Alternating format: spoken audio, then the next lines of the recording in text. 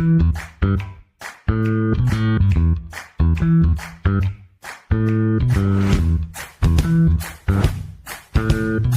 listening to the Common Fan Podcast, a Husker football podcast for the common fan by the common fan.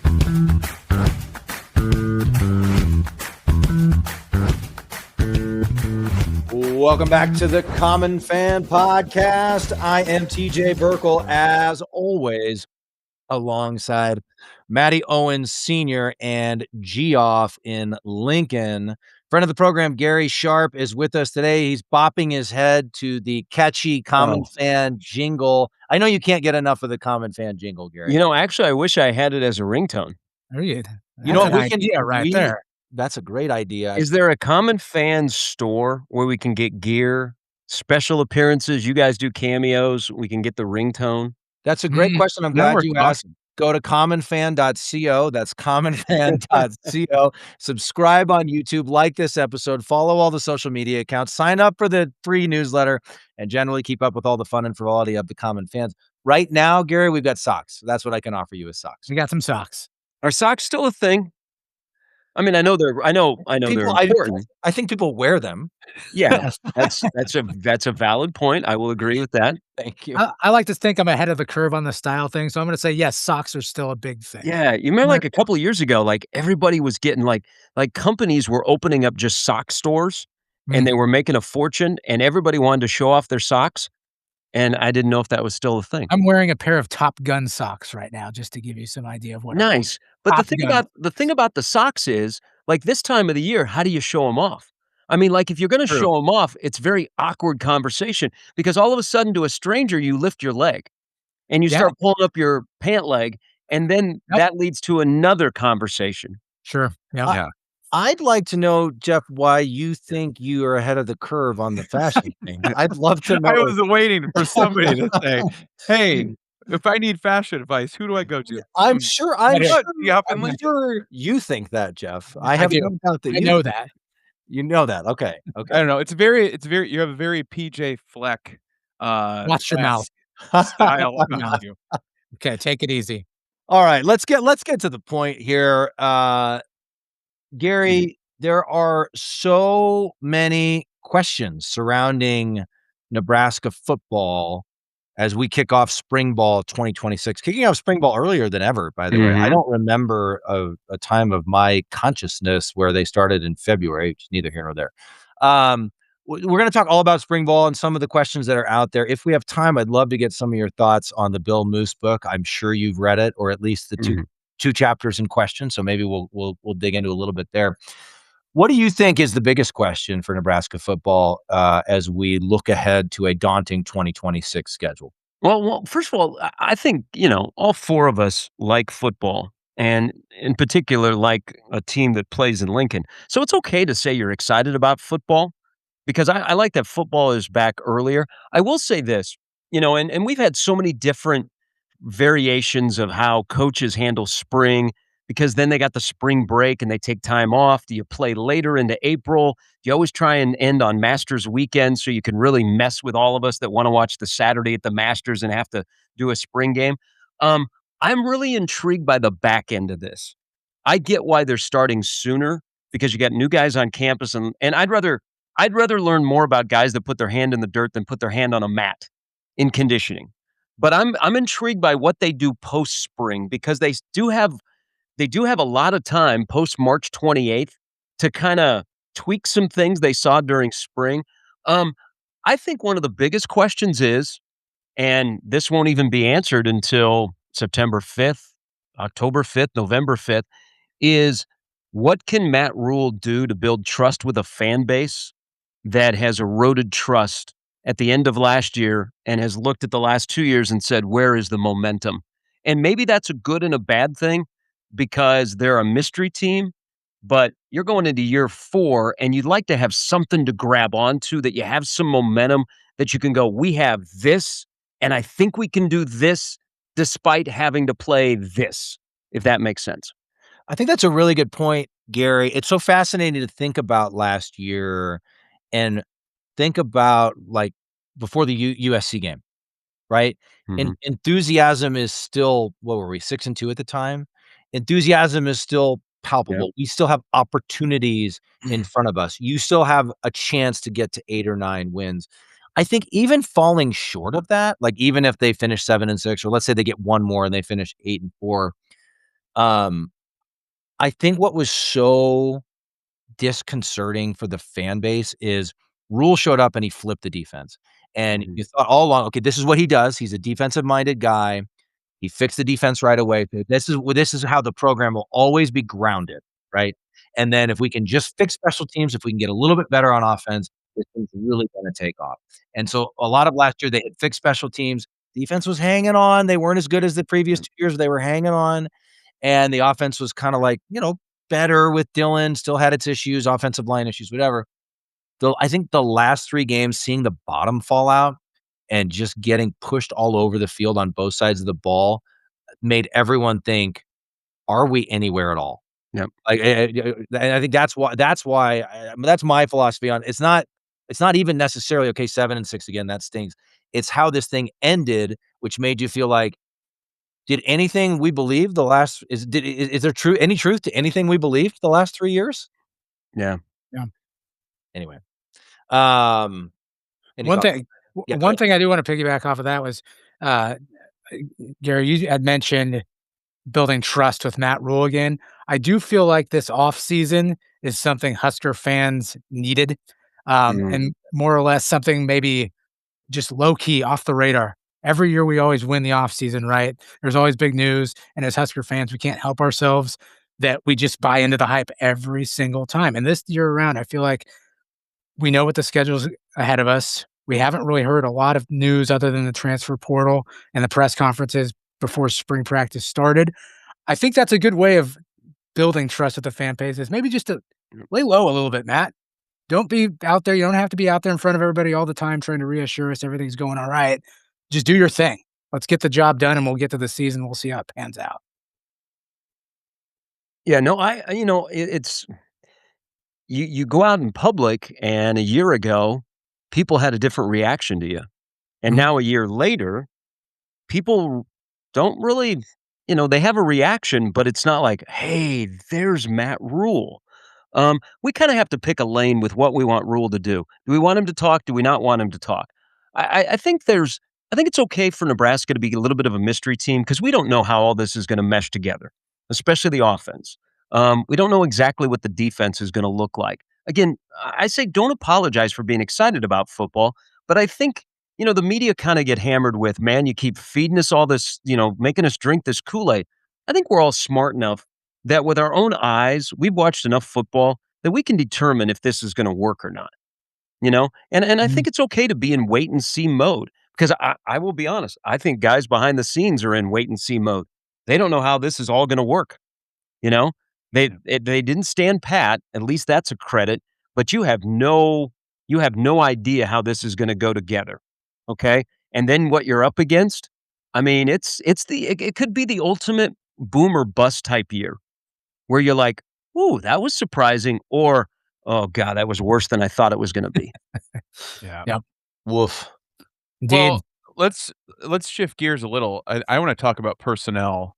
Um, we know we're Husker fans, common fans are smart enough to know that we've gotta get better in the trenches, right? You see what happened against Michigan and Penn State, some of these other teams, and we know that. But the most important position in sports is who's under center, who's the quarterback. Mm. And TJ shared with Jeff and I earlier this morning just a little slice of Tom Chattel's recent article, um, basically kind of insinuating that there could be a quarterback competition. I mean, it's more than likely it's going to be Tony C. The blonde-haired surfer-looking kid, got some swagger to him. But I think that's interesting, that you see like, okay, well, maybe it's not a given, but it's kind of like also we're paying this guy for 1 year. What are the odds he's not going to start? But do you have any thoughts on that, Gary? Hold on, He's I just wanna say one under the radar storyline of this offseason is Matty O's emerging man crush on Tony C. So Fascinating. we used to have Yeah. handsome Bob Diaco, and now we've got Yes. handsome Handsome Tony Tony C. C. He looks like a quarterback in a movie. Like, he just does. okay. Like, I mean, like Ronnie Sunshine Bass, right? Like, remember the Titans. Like, it's the Yeah. blonde-haired kid, you Yeah. know, the Yeah. cheerleaders wanna date him, the guys wanna be friends with him. Shane Falco. I get you. Okay. Okay. So it's been a while since Nebraska's had that type of quarterback, and that's exactly what they need. You need post Dillon. I think, you know, Dillon's arrival kind of changed the trajectory and what you wanted to do maybe offensively, um, kind of around your program, learning how to handle a big brand like that, that now you almost get a little bit of a reset because you don't have Dillon. And now you add a guy who's got some real swagger, not some fake swagger where when you lead the team on the field and you run ahead of everybody else, that's not real swagger. I think Nebraska always starts at that position with a guy that's got some swagger that's real. And he could be Tommy Armstrong, guys. He could give you 3 plays of, "Oh my god," and then there's the YOLO ball that, "Oh geez, did Iowa intercept in the end zone again?" I mean, Yeah. but doesn't he play more into maybe the opening up the riverboat gambler that is the offensive coordinator for the first time in his time calling plays at Nebraska, and we finally get our return on investment of Dana Holgorsen where we go, "How in the hell is Dana Holgorsen the OC at Nebraska? How is that possible?" But then we go, "Man, what if he's not Dana Holgorsen? This might be the year because of that quarterback that's got a little swag." I'll just go ahead, Maddie, and call him Anthony for now. You stick with Tony, but he's got a little swagger that I think is real. And that, if you can get guys to want to play with a quarterback that's got real swagger, but also proves it and is not afraid to fail, and this might be the first time in a long time since Frost uttered those words of no fear of failure, that maybe Nebraska runs an offense that has no fear of failure. And they're not turning it over, but they're being successful because of the pieces they have around the quarterback. Speaking of Frost, let's go there. No, just kidding. Um, I wanna build on something that you said, Gary, about the offense. So I feel like we've done this every year that Holgerson's been there, which I guess this is Mhm. only the second full year, but it's kinda like, okay, like, certainly he's not gonna run this boring Marcus Satterfield offense. Certainly, they're going to do something different or more or fill in the blank. Um, and so last year was Dillon, and we got a lot of the same, maybe a little bit more explosive. This year, you have an entirely different quarterback, as you just talked Mhm. about, and Rhule has kinda said he wants to unleash Holgerson. Like, it kind of some comments have been made that made it sound like, "Okay, now we're gonna really open it up on Yeah. offense," or maybe do something entirely different even. But then Holgerson at the opening spring press conference kinda made some comments about, "I know the offense better than I ever have. You're constantly refining, constantly trying to make it better." But to me, where my mind went with that was, that sounds like he's talking about basically a variation of the same thing they've been doing. Do you have any insight Mhm. on, is it gonna be same, drastically different, somewhere in the middle? Any insight on where this offense goes with Well, I the think it'll be, it's the whole conversation about the offense is, Rule kinda in his opening press conference, when he first got the job in that late November day, he talked about what he wanted to do with his offense. And it never really has looked like that under center ball control, run for 75 yards in the fourth quarter. You know, getting a talent like Dillon changed that a little bit. But I still think they're not going to go back to that. So is it is Dana Holgerson running Matt Rule's interpretation of what he thinks you can do offensively to win in the Big Ten? Or is it gonna be a Holgerson thing? I think it goes back to the quarterback, and the thing with Calandria is you watched him play at UNLV and what Dan Mullen was able to do with him. They cut down greatly on turnovers, and I think the unpredictability. Nebraska will have a quarterback that you're not really sure what he's gonna do. Is he gonna go out the back door, and is he gonna have enough speed, because I think he's fast, that he's gonna get you a first down. So what does that open up to the offense? Because on the other side of the ball, the defensive coordinators are like, "Okay, this kid could do multiple things." And then you've got all these wide receivers, you got tight ends, you got running backs. Man, what are we going to do? But to circle this back to something you brought up, TJ, about the trenches, I think Nebraska will look at this offense, and I credit Holgerson for saying we still got to figure out what we do well. Is if that offensive line is what they think it can be, a veteran offensive line that'll be more athletic, then I think that'll let you know what they're going to do with this offense on how they want to attack it. I just hope that for the first time consistently since Holgerson's been here, wouldn't you guys like to see more motion? Wouldn't you like to see more mesh? Wouldn't you like to see the middle of the field used a little bit more in the passing game? Yes. Yes to all of the above. Yeah. Mhm. And TJ's right. Like that's been a theme as we've said it every year on the podcast. Is this the year that Dana Holgerson's going to be able to run and do his own thing? So time will tell. We'll see. One thing I did want to pick your brain about, believe it or not, guys, I did watch some clips of press conferences. I'm serious. I watched them. don't believe it, Jeff. I don't either. I watched them. So I'm going to paraphrase here, but I know Matt Rhule had alluded to, they asked him like something that maybe he had learned from last season. And something he talked about was not hiring a coach to coach a system that maybe he doesn't necessarily believe in or even go with, namely the defense, like the 3-3-5, which just blew my mind for somebody that's a head coach in D1 football that just learned that now, that maybe you shouldn't hire somebody to coach a defense, that maybe they're not the professional, that's not their area of expertise. So my real question here is now that he's learned this lesson, what do you think about Rob Arich? What are we dealing with here? Are we going to see this deep? What's your first impressions on this? Him?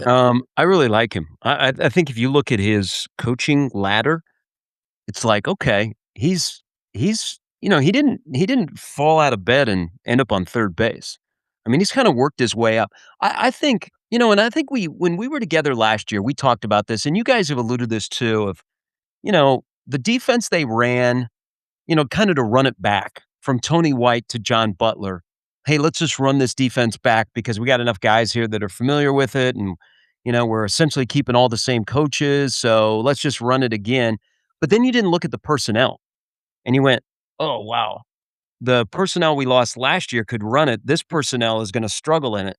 I think, and I've explained it this way. If you ever listen to Matt Rhule, whether at a press conference or on the side, talk about football, he's very simple. Okay. He's very basic about football, and he doesn't use a lot of fluffy words. John Butler walks into the Cheesecake Factory and he says, give me that 20-page menu, and that's my football. Okay. So they don't relate in how they're talking. Rob Orridge kind of talks more like Matt Rhule, how he explains football. Wasn't it refreshing last Thursday? And I know it was the first time that really anybody got to hear him, that it's simple. It's just kind of simple football. You gotta put guys in the right place, and you gotta go make plays. Okay? And that's our job as coaches, to put guys in the right place. And then when we do, and we give them those tools, we gotta have the right guys on the field to go make plays. And when that's the case, guys gotta make plays. That was nice and simple. We didn't need all of this roundabout stuff about what you do here and twisting and stunts and all that. Just go play ball. And we're gonna give you the tools pre and post snap. I like what he talked about post snap. We're going to give you those tools to create havoc, which they have got to increase an enormous amount on that side of the ball. I'm glad you brought up the Cheesecake Factory menu. I just finished chapter 6. It's brilliant so far. Check the appendix in the back. Do people still go to the Cheesecake Factory? I think so. What do you think? I was going to ask, what do you think John Butler's go-to order is at the Cheesecake Factory? That's a good question. It's got to be like, I would say like shepherd's pie. There you go. Wow. Yeah. Okay. A little different. He's a pretty fit looking guy, so I was going to say probably like a salad, maybe. I mean, probably not one of those heavy pasta dishes would be my guess. Yeah. And those salads are deceiving though too, TJ. There's a lot of hidden calories. A lot of hidden calories. They there. throw those calories in there, and all of a sudden you're like, a salad is 1,300 calories. Yeah. What the hell is a calorie? I got enough on you guys. What is that? Oh, Gary, we've talked a little bit about some of the position groups. And there's certain, like, the offensive line's exciting now. We got some transfers in. They're more experienced. The wide receiver room looks good. But I've got a couple in mind that are a little concerning to me. What to you is the most concerning position group right now? On offense or defense? Either one. until we see them with who I think is a really good position coach in Corey Brown, it's going to go back to defensive line.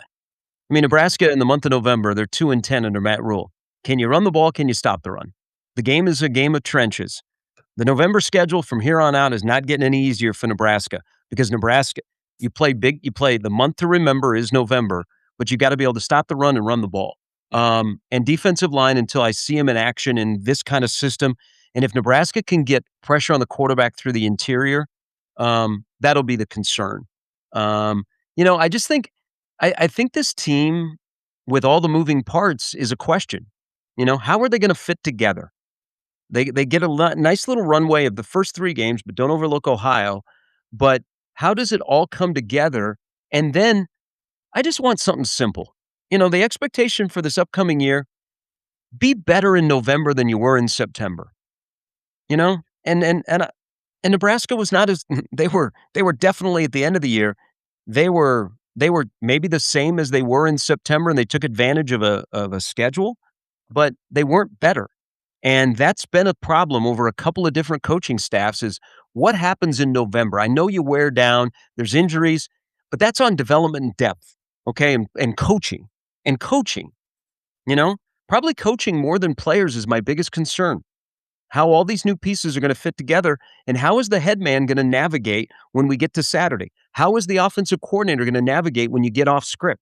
When you get done with the first 15 plays, which are pretty good, what happens to the next 45 that go on in the game? Just give the people something to believe in. Yeah. Say yes to yourself. Well, like last year at this time, we were talking, hey, we got Dylan. Okay. So you had something. This year, you're like, okay, I watched the portal. I know some guys that are here. Some guys that are encouraging haven't hit the field yet. Like in spring, we want to see Malcolm Simpson finally healthy at defensive line. He's a guy that looks like a Big Ten defensive lineman. Jones at wide receiver. He's a freak athlete, but he's in a deep and really good wide receiver room. There's guys we're excited about that we've never seen play football at Nebraska. So it's kind of it's a mixed bag going into year number 4 of what to expect. I mean, don't you guys think when we get around to that time when Vegas starts releasing win totals, Nebraska will be right again at 6.5? Your dear friend Michael Severe said with us recently 5.5, he thought. And that might be predicated on the schedule. Yeah. There's a lot of people that, I got stopped the other day and someone said, what would be the reaction if Nebraska started 5-0, but fin? Well, Gary, you're muted there. You muted yourself. Sorry. My bad there. Sorry. I got stopped and, it was like 5-0, then you lose your next 7. What the hell's going on? Yeah. Precisely. So, Yeah. okay, so I know Geoff's got a question, but that leads me to something I wanted to ask you. First of all, I think that would be meltdown city. That would be we've officially entered hot seat territory, in my opinion. But what do you think? I think Rhule has actually helped in a way by the fact that people's expectations aren't super high, given recent performance plus challenging schedule. Mhm. What do you think he has to do this year? What's the minimum he has to do? Is it if he goes 7-5, does that have to include beating Oregon, Ohio State, or Indiana, or beating Iowa? Or what? Does he have to go 8-4? What does he have to do? Can you hear us, Gary? Gary, you must I have some think setup issue. Gary's having some sound issues. Yeah, no worries. All right, we lost him. I'm sure he's going to sign back in. That's going to be my guess. He'll be back in, Common fans. Don't you worry. Stick with us. We're having some technical difficulties.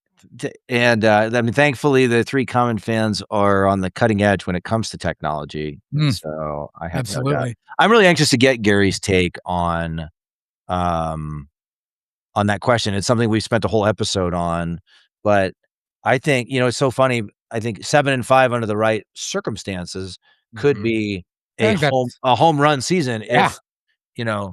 If oh, here he is. I'm sorry. No problem. You're okay, Gary.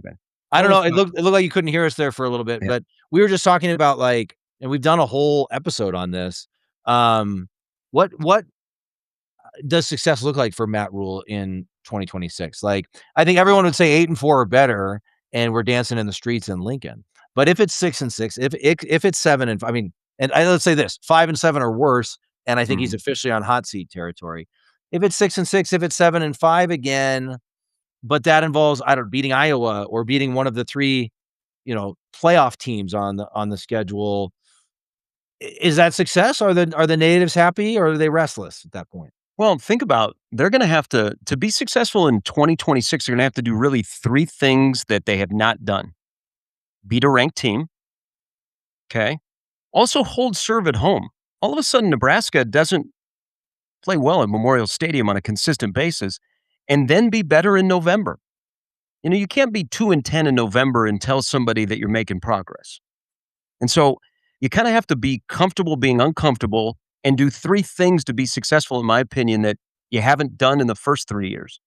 And if you can do those 3 things, then I think there's something to take a step forward and try and find some momentum. But you have to pick up momentum as the season goes along and continue it.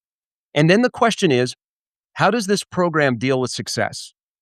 When you win at Maryland in the exciting fashion, you're like, okay, short week, back on the road. How do you deal with success when all of a sudden you have a number next to your name and people are talking about you? And I've worried about that for a while over multiple years, is how does Nebraska deal with success when they start to play well? Do they say this is who we are, or they're like, uh-oh, we just got exposed? Yeah. Yeah. That's a really great point about basically success looking like doing something you haven't done before. If you win the 3 non-cons and you beat Rutgers, Maryland, and Michigan State, and you go 6-6 and you get to a bowl game and you get blown out by the 3 playoff teams, and you play well enough to win, but you don't quite win against Iowa, Washington, and Illinois. It's going to feel like a lot like the same old. It's going to feel like we're treading water. It's going to feel like we're not getting any better. And I feel like even that scenario, people are going to be pretty disgruntled with Rhule. All right, Geoff, I know you've had a question. Please go ahead. Sorry. No, it's just we've covered every position group, so offense, defense. So the big offseason thing was with Mike. Well, let me ask you this. So I think Nebraska, they probably had a roster in year number 1 where they had a bunch of 4s and 5s. I think they have a roster now that has a bunch of 6s. So another part of the development this year is those 6s, can they be 8s? Is this out of 10, Gary? Yes, out of a 10. Okay. Can a plethora of 6s they have on this roster, can they be 8s? And is there anybody on this roster that can jump up to be a guy that's a difference maker every Saturday? So I asked this question: if we were having a common fan draft off of this current roster, who would be your first pick? Wow. Yeah. I would say for me, Tony C or Ja'Cory.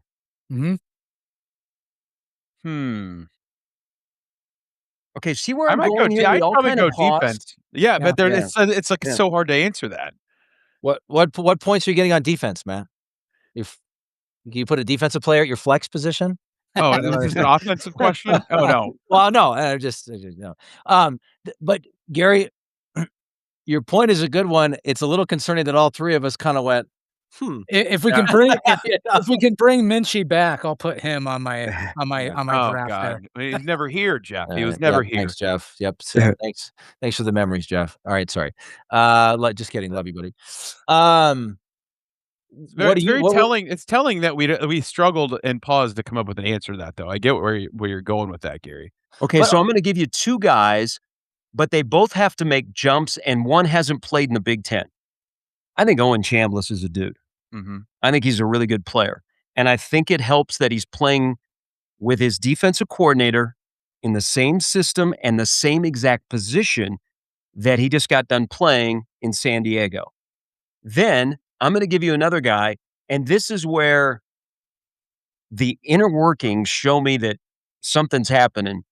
If Pritchett is a captain and Pritchett is one of your best players, so those would be 2 guys that I would go to. I think Pritchett's development from getting here and being indoctrinated into we don't do that at Nebraska. And him sticking with it, he didn't bail and actually got better as the season went along, that his development and taking over that position and maybe giving Nebraska a potential all Big Ten offensive lineman candidate, I think is huge. But those would be two guys that I would pick. But one's got to make another jump, and the other you haven't seen play in the Big Ten yet. Yep. It's a really interesting question, Gary, and it comes back to the point you made earlier about coaching, right? I think Mhm. what part of the deal with Rhule was that he's supposed to be a developmental guy. Part of the deal with Rhule is that he's supposed to get, the absolute most and best out of his players and then some. And part of what I think Husker fans have been waiting to see, like we've gotten out Mhm. coached. We get out coached in game. But then you also see like what appears to be a developmental failure when we're falling off a cliff the last 3 games of the season. So I think it's a really good point, Gary, about, and you've made this point before, even going into last year. I think success for Nebraska is going to have to involve guys currently on the roster who have been on the roster Yeah. making that leap, right? Yep. Yep. Yeah. Like, Um, so who, and this is kind of putting everybody on a spot here because I have a guy in mind. If you had to look at if someone walked into your office and said, okay, let's say Nebraska has openly identified themselves as a developmental program, because I think Nebraska's kind of stuck in that. They have the resources to play up. They don't have the results to play up. Hell, they don't have the results to play down. If you look at Minnesota and Iowa not beating two teams that have more and you spend more, but you can't beat. Like, they're kind of in the balance of, okay, we have resources to play up with the big boys, but we also want to be a developmental program. How can we mesh those together like other programs? So I think sometimes Nebraska's in that awkward spot. But I've always advocated, admit that openly that you're a developmental program and see what happens. But if I said, okay, give me the poster child for development at Nebraska in 3 years or 2 years, is there a guy that immediately comes to mind? well, Emmett immediately came to mind, but do you mean Yeah. 2 or 3 years from Well, now? no, Emmett's a prime example. Yeah. Like whether Dana discovered him and put him on the field, Emmett still had to develop under Barthel. Okay, there has to be some development in there. Now, a lot of it, EJ is self-made. Kid worked his ass off, but there's some development there. The guy that I was bringing, and this might help this conversation a little bit more, is a guy that might be one of the best centers in college football this year. Isn't Evans the really, but he's on a limited list of like the guy that has developed since he walked in the door. The other guy I think of is Ty Robinson, where Yeah. he was good before Rhule. I think he was solid before Rhule showed up, and some of it might have been by his senior year. It was, his 17th year on the roster, but he was dominant by the end. Yeah. Dominant, right? So that's another guy I think of, and Pritchett is probably another one, Gary. Yeah. To your point, I mean, in short order. Now, the offensive line coach who developed him is gone, but hopefully the structure of the program still helps continue that development. Now, here's another question I want to pose to you guys because I'm very interested because I respect all three of your thoughts. Running back room, running even- back. Even You don't have yeah, to respect mine. You don't have to respect No, mine at all. I do. Sneaky. He'll get in there with a point. Do you guys, because there's two areas where they didn't clean house in the offseason. Now, they didn't necessarily add at one position a body, and that's running back. Defensive line, they basically ran it back with everybody, and they added a couple of different pieces. Do you guys think it's a sign, well, we're all agitated about the defensive line and the running back room, that what they did in the portal tells you everything that you need to know, that one position group, it was on the coach, and the other, they're fine with who they have in the running back room? Because the only guy they lost on the defensive line was Davis, okay? If you're like, oh my God, the defensive line can't stop a cold. What are we doing here? How can they play in the Big Ten?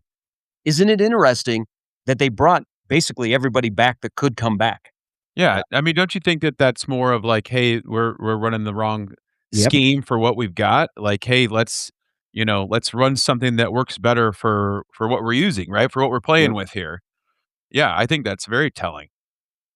And I think they got a good position. I think Corey Brown is a sneaky.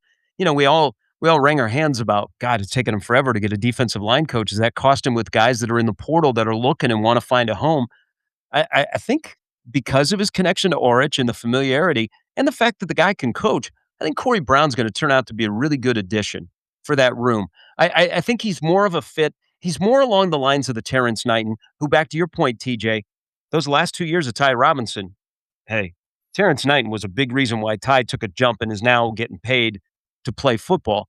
I think Corey Brown is closer to that than he was to a guy that really should not have. I think Rhule took bad advice from the Kansas City guys to say, "Hey, hire this guy. He's got a chance." I don't think Braden was ever really. He couldn't be successful in that short amount of time trying to learn to be a college coach and also recruiting. Yeah. I think that's interesting, Gary, that you say that. Like, for somebody from your perspective, like pro in the industry, people that know a lot about the X's and O's of the football team and all that, that's a great point. But to like a common fan like myself or a lot of the other people out there, they view it more or less as like you said, the defensive line couldn't stop a cold, and oh my God, we haven't done anything to address that issue at the same Yeah. time. Like, It's kind don't of you the perspective I come at it don't from. you guys think at some point this year, because I believe this, that we'll go, man, what the hell was Riley Van Poppel? Where was he last year? Welcome back. But Yeah. I but hope he's so. but he's but playing the 4-2-5, he's better suited than he was to play in last year's system. And they put him on the nose where he probably should have been a little bit closer to the edge as a pass rushing defensive tackle. And he just got crushed. And we were like, man, this guy sucks. Yeah. you know? And we're Yeah, like, well- where did he go? Where'd the freshman guy that was a backup that they preserved his red shirt? Where did that guy go? Yeah. I hope you're both right, Matt and Gary. It's also like to your point, Jeff. I think it's an optimistic way to look at it. Like, hopefully, right? Yeah. Like, it also it's hard for me not to go. I've been a little more sour this offseason than most other times, but it's hard for me not to say, well, yeah, they also just kind of swung and missed on about their top 2 or 3 tiers of guys at the defensive line in the portal. So we all better hope that's the case, right? And Yeah. to your point, I will say, Gary, I'm a little more optimistic on your point about running back, simply because we've talked about this several times now. They hired not one, but 2 offensive line coaches from Power Mhm. 5 programs. They spent a big chunk of their money on 3 starter-ready offensive linemen to go with Jenkins and Pritchett. So they're going to be, we talk about the value of being old. They're going to be really old on the offensive line, really experienced and hopefully really Yeah. good. Liked what I saw in the bowl game from the running backs, which we arguably had not really seen from any of them before. So you throw all that into the blender, and it starts to feel. And you look, you know what Berthel's done with other guys. That I'm more optimistic on. I would have loved to have seen in a perfect world. You'd love to see them money whip a proven name brand running back. But I'm a little more optimistic between having a running quarterback who's going to open things up, combined with some young talent on the roster and what they did on the offensive line. I'm much more optimistic about the possibility for the run game than I am about the defensive line. Yeah, it's one of those things where if your offensive line is outstanding, it doesn't matter who the running back is, Yep. right? Like it's one of the it's like the I hate this compared to Iowa ever, but it's like Iowa, right? Like their offensive line's good every single year. Name an Iowa running back last year. I mean, Gary probably can, but I No. guarantee you, Yeah, like me, 3 TJ, Jeff, guys. like I can't name who's the Iowa running back. Like before, the year before it was the Caleb Johnson, but it's like usually okay. They have like 2 or 3 guys that are toting the rock. And it doesn't really matter who's in there because the offensive line is going to maul people. Yep. Maddie, that is a fantastic point because Iowa went from Caleb Johnson, NFL running back, to they moneyballed their running back position last year because they knew that they would have a sturdy offensive line that they could, you know, it doesn't matter who number 1 is. Can he run? Can he block? Can he catch? Yep. Okay. So Nebraska's going from a second day NFL guy. So kind of feels like they're going to moneyball the running back position. But I think, as we look at running backs in college, I think they're going to take on the path of the NFL running back. We're not going to overspend for running backs. We're going to try and get running backs, and then let's develop one on our own. And then maybe we don't spend $1 million on a running back. We moneyball that position together, but that means your high school recruiting's got to be good. So look at it this way: if you go Nelson, who they were extremely high on. Oh, I did it again, Gary. You're muted again, Gary. You had that. Emmett was 1A. Nelson was probably 1C, but they liked Mekhi Nelson a lot. Emmett just took it and ran with it. Yep. Then they moved a wide receiver to running back, so they're figuring out Mosey. And then Quentin Ives, who I think Matt Rhule has adopted. I mean, nobody speaks as highly about Quentin Ives as Matt Rhule. And he gave him the resuscitation, but they found a role possibly to be a third down guy. Then, so you're going to kind of moneyball the running back position, but you like Nelson a lot. And then I'm going to give you another guy. I don't think overlook as we go through spring and we go through the offseason that they are mentioning a freshman running back who probably in that small recruiting class fell under the radar in Rhule, spelled differently. But his name has been brought up kind of, nobody has pushed you into, hey, what do you think about that freshman running back? Holgerson brought him up. So how they attack that position will be interesting, but I think they will look and go, we got our starting 5 at offensive line right now. We got 5 old dudes, okay, that we know that they're going to be built differently, and we're going to teach them differently how to play offensive line in terms of being more athletic, pushing, getting downfield, that's going to help whoever is running the ball. I thought you were going to say, Gary, and I know Holgerson brought up Rhule, the running back Rhule, no H Rhule, and had high praise for him. I thought you were going to talk about Connor Booth from Wahoo Newman. I don't know. I mean, they've got he's in the mix. I mean, that's a deep room. I mean, they got that would be your 5th scholarship guy. Can they find a role for him? Yeah, I don't know. Yeah, no, but I think at top, I tell you, I've seen bits and pieces of him when he's like, okay, he's matched what I hear from coaches. They do like Mekhi Nelson a lot. Yeah. And as you mentioned in the bowl game, I mean, he looked like a running back 1. Yeah. He looked great for a couple of drives. So that whole offense, they usually do. Right, exactly. Yeah. It's those other 45 plays that get in the way. Yeah. Geoff, did you ever ask your question? No, but I have to ask this because arguably the brightest spot of last season was special teams and the turnaround in that regard. I don't care about I know that people are trying to make a big deal out of Mike Eckler's throwing shade at Matt Rhule, blah, blah, blah, blah. Let's go ahead and do this. Yeah. I just want to know, is it a good, obviously it's probably not going to be as good as it was last year. We can hope, but is it a good or a bad sign that they're doing co-coordinators for special teams now? I kind of view it like The Office when they have Michael Scott and Jim Halpert as co-managers in The Office. Does it really bode well? Is this a good thing or a bad thing, in your opinion? Well, I'd also love your thoughts on the shade if you haven't. Yeah, if you haven't. Yeah. They're both throwing shade at each other. My colleague Brandon Vogel described it best. Friend of the program. He said one is like a trained house cat and the other is like a young puppy. And those two do not go together. Now, I think, and I like Mike a lot, and I've gotten to know him. And I don't like the fact that USC is his 11th stop. And I thought this was going to be one of his last because he was home, he was closer to his family, and they were so excited to have him here. But he has higher aspirations than being pigeonholed into a special teams guru. And that's fair. Yeah. And I don't know what the communication was like that maybe he was thinking he would have an opportunity. I think Rhule, when he first got here, wanted to learn more about Eckler. And he's like, man, this guy has it down. So that's why he stopped going to his position meetings. Yes. Okay. He trusts him. I hire a guy who's really, really good. He can do it. I don't need to be looking over his shoulder. And then I see the results on the field. Right. So it's unfortunate that they there we go. Oh, dang it. Gary, we lost your audio again, Gary. Dang it. That was some good stuff there. Juicy. Yeah, So to speak. we'll get to it. We'll get to it. I think I completely agree with the point that Eckler made the point about um, it wasn't directly a direct dig at Rhule so much, but everyone drew the line to Rhule, where he said, well, maybe it wasn't. Maybe he did say at my last stop. Maybe he did say that. Yeah.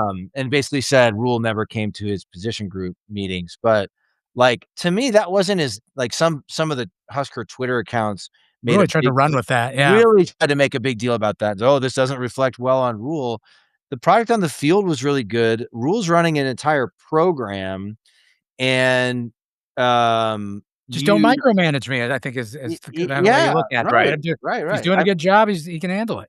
I think it's also clear, like, to Gary's point, that the personalities didn't mesh, and clearly they weren't best buddies, right? Like, I think Eckler's energy is largely a positive on whatever team he's around, but I think in certain ways, like, him bouncing around the, sideline, I think that irritated Rhule, You could tell. annoyed Rhule, yeah. Don't Um, touch me. and Don't touch me. so Gary's back. Hello, Gary. He's back. He's back. Hold on, you're I muted. apologize. Thank you. No, no worries, no worries. And so so we were just talking about how we're in agreement with you. I think some on Husker Twitter really tried to run with, "Oh, this doesn't reflect well on Rhule," and our take was, he's not micromanaging. He's got a program to run, Yeah. and Eckler's doing a good job. Yeah. I mean, he's gonna get crushed when you're 7-6. When you're 9-3 and a guy leaves, you're like, okay, I get it. It makes sense." But Rhule won't be known. He won't be remembered for that he fired Ed Foley to hire Mike Eckler. He'll be remembered how he replaced Mike Eckler. Yeah. The punter and the place kicker return, so that's a good start. But Eckler did have a special way he delivered the message, also how he taught. I wonder what happened in the last couple of weeks in terms of returning kicks, if what the philosophy, if there were butting of heads or whatever happened there, because it completely changed. But he also created enthusiasm that special teams were a big deal and guys wanted to be on special teams. Yep. Yep. Humphrey stayed. He immediately said after Eckler was leaving, "I'm staying. I'm not going anywhere, coach. I'd like to be here." And, Rhule saw something in him because he let a guy that he knows better in Josh Martin. Now, he told him, "You're not getting the job." So that's why Martin went off to coach high school football in Texas. And then you get Brett Maher, which, makes sense. Why wouldn't you have a place kicker who's gone through all the trials and tribulations of what it is like to be a place kicker being on your staff to help out with kickers that go through things that nobody else can relate to? So it's going to be something that Nebraska can't step back because they made a huge jump and it won a couple of games this past year, or at Yep. least put them in a position to win games. And that margin of error is so small this year, you can't afford to go back into the 100s in efficiency in that. Yep, 1,000%. Real quick, I meant to mention this at the beginning. Thanks to all the Common fans who voted for your favorite Common Fan podcast in Michael Severe's best local Yes. podcast bracket competition. We took down Nebraska Ball Hour 52-48. So I went to bed and we were up 56-44 or 55-45, something like that. And, I've worked in politics for a long time. If you got a 10-point lead, you're feeling pretty good about yourself. Well, they found some other batches of They votes. found some votes. They certain counties hadn't been counted yet. And we woke up and Matt and Jeff and I are like, oh man, they're closing on us. But the Common fans held on. We advanced to the next round and we are on a collision course now. Well, it's official now.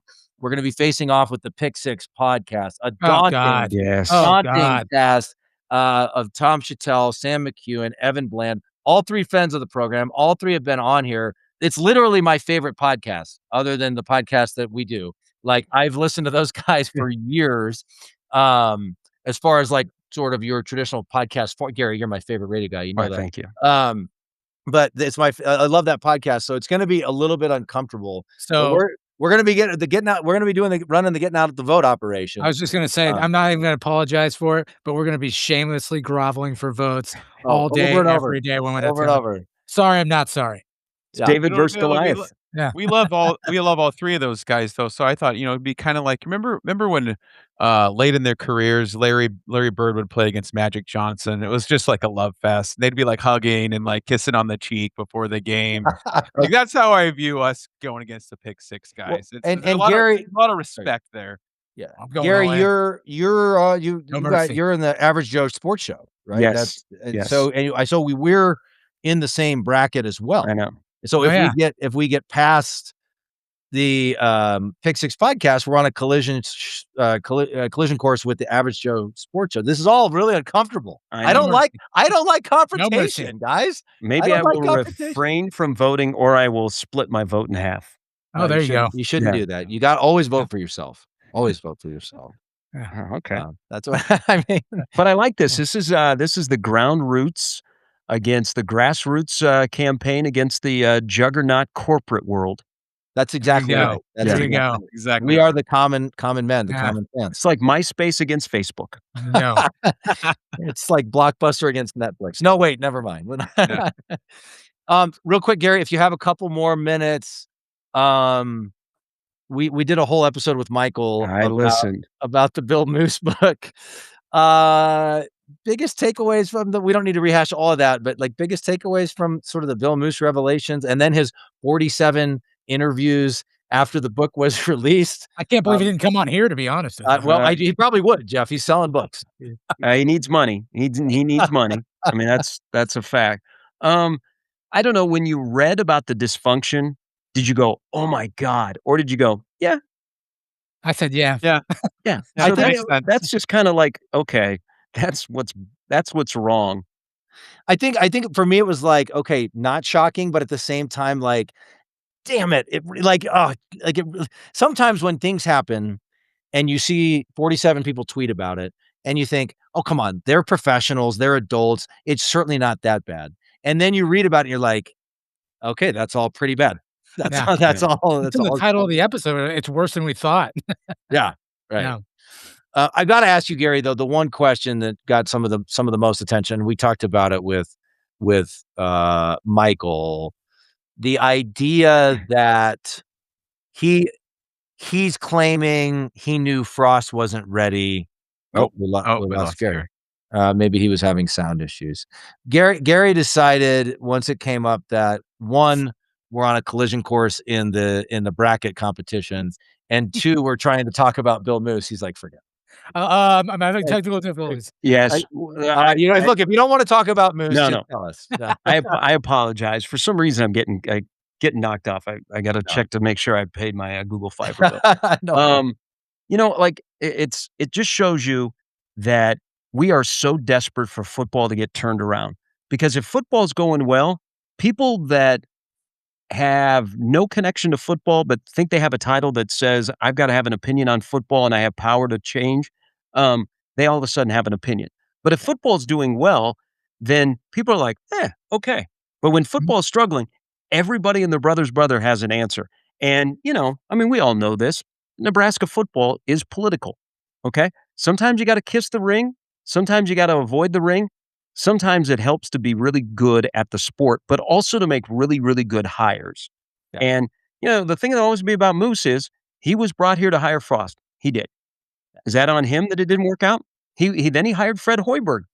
Fortunately, Trev Alberts gave Fred a little bit of a leash because he was trying to fix football. And while that was going on, Fred fixed basketball. So Moose has got kind of an interesting run here. He would be, if Nebraska football was doing well, guys, he would be the next Devaney. He would be sitting in every bar in Nebraska drinking with you, and you wouldn't care. You wouldn't tell anybody. You wouldn't take a picture. You wouldn't go to a message board. You'd be like, there's Bill. Bill, come on in. And he'd be the most popular guy going, just kind of like Devaney. But Nebraska football struggled. Moose was in the crosshairs. People didn't like him. He was a puppet, and you saw what eventually happened. And now they're, two athletic directors later. But the fact that, he's been gone for 5 years and this still resonates, I don't know if that shows more about us or more about, God dang, Nebraska has been a mess for a long time. All of the above. Yes.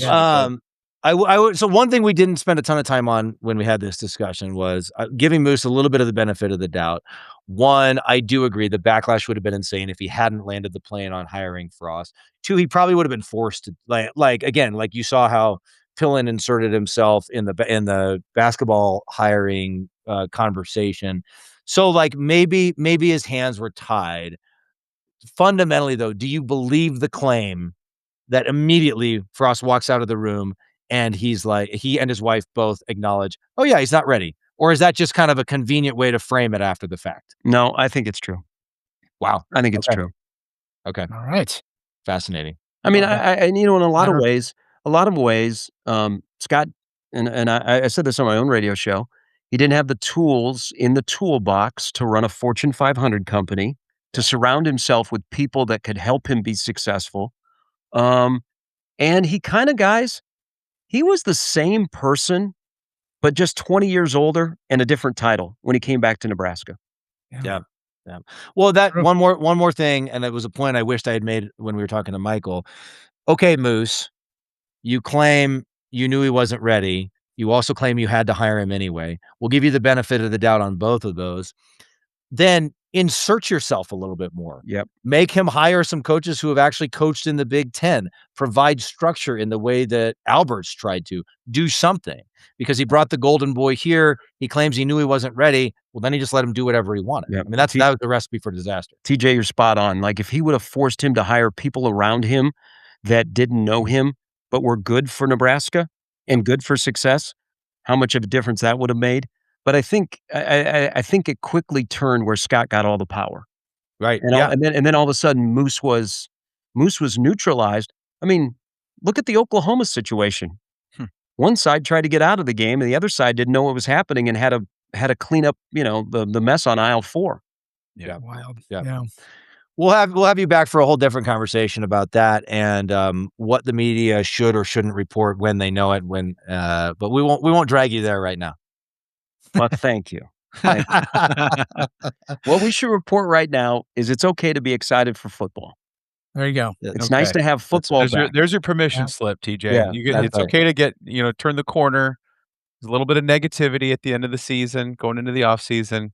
Mhm. Let's get excited again. I'm trying, man. I am excited. I can't. Sometimes the brain just immediately goes to the worst case scenario. Or when we were talking about the defensive line, you guys were framing it in a positive way, and I think to myself, like you said, Jeff, yeah, but they missed on a bunch of guys in the portal. Like it's just I'm trying to break out of that right now. Okay, it's the winter doldrums.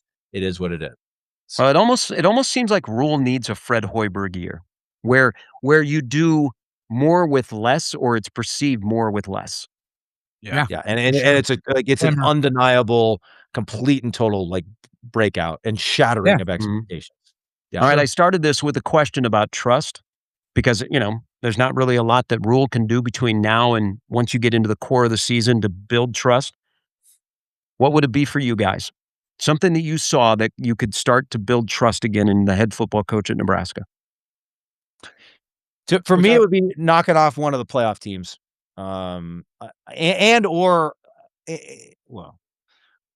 There's about 17 different things. I'll tell you. But I would think more than anything else, like when we talked about doing something you haven't done before, for me, that just means like showing what you're capable of and then playing at that level most of the time, right? Or like getting better throughout the season and then peaking in November. Like things like that. So maybe it's not necessarily get one big win or beat Iowa finally or whatever. I'd love all those things to happen, but it's also like we want to believe that you know what you're doing. We want to believe that like you watch Curt Cignetti coach, and we've made fun of him plenty on this program, but that guy knows what he's doing. He's operating at a high level. He's putting people in the right positions to succeed. That's an open question as to whether or not that's happening in Lincoln. So give us some evidence that you do have those answers and you are able to pull those kind of performances out of your players and your coaches and whatever. And let's see it consistently instead of even the high points. We talk about the last 2 years. We started 5-1 both years. And then it's like not showing up against Minnesota or barely hanging on against Rutgers or having to come back against Michigan State, whatever it might be. It's like even the high points are like, when was the last time we put together 4 quarters, let alone done it for the bulk of a season? Right? Yeah. All right, Geoff, go ahead. I agree with that's a good point, like, with the Cignetti comparison, him knowing what he's doing. But while that's a good thing, I need, like, a tangible metric. Like, I do need to see, like, a win or a loss that means something. And I think the best bet this season for us, and Gary, you alluded to it too, is playing, well at home.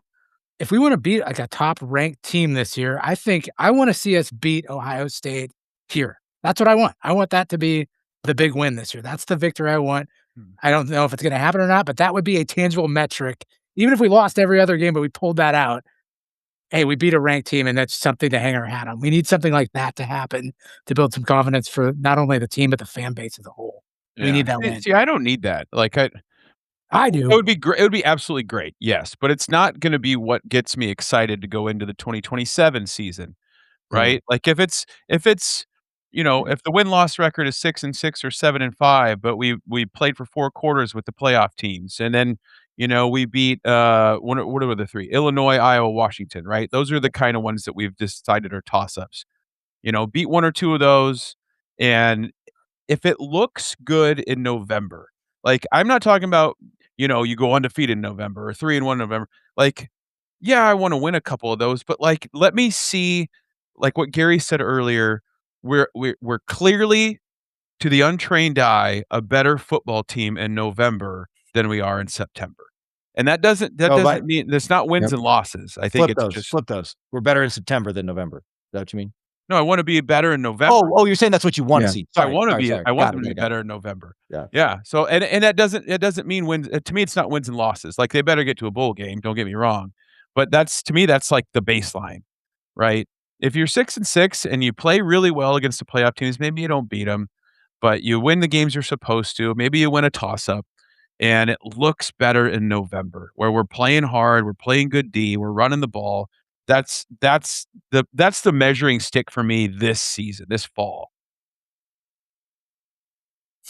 Gary, do you No, any thoughts on your own question? no, I think November is pretty important, and I think you gotta you gotta guys, you gotta beat Iowa. There's a discussion going on about how much Nebraska's roster costs. Well, the teams that don't spend as much money as Nebraska on their roster, you're not beating those teams. Right. Right. You Yeah, know? Right. Yep. You that's a know? problem. Yeah, that's Mm. that's gotta change because the way you wanna play football, you're being beat by those teams that play football that way, and they're both located either to the east or, you know, up north, in Minneapolis.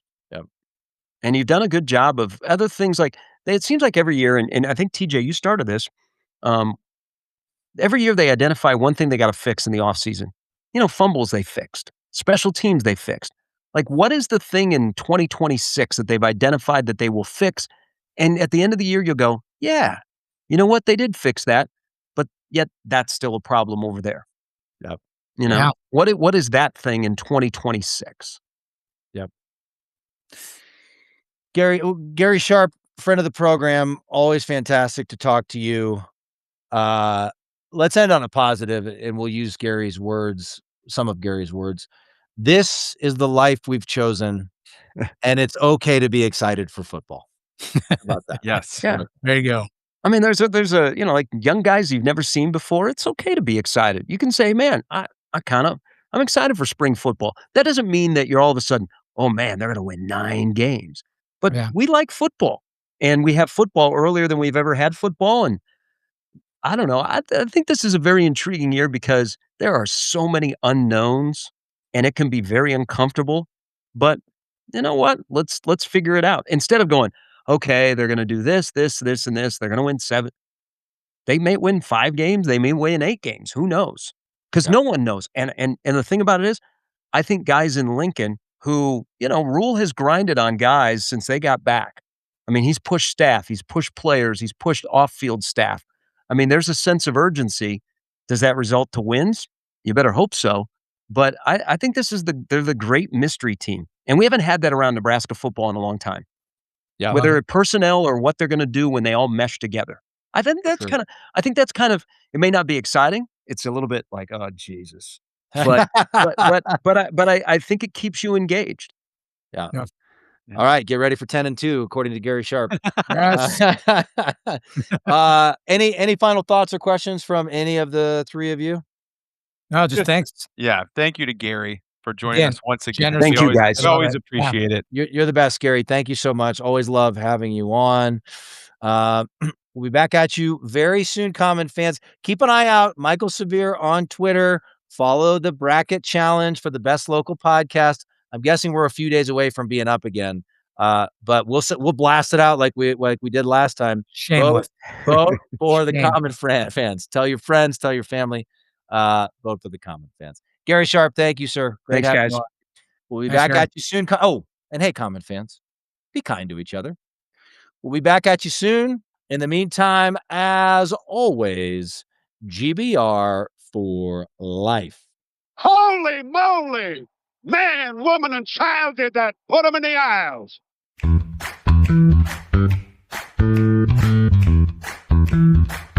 Nebraska takes the lead.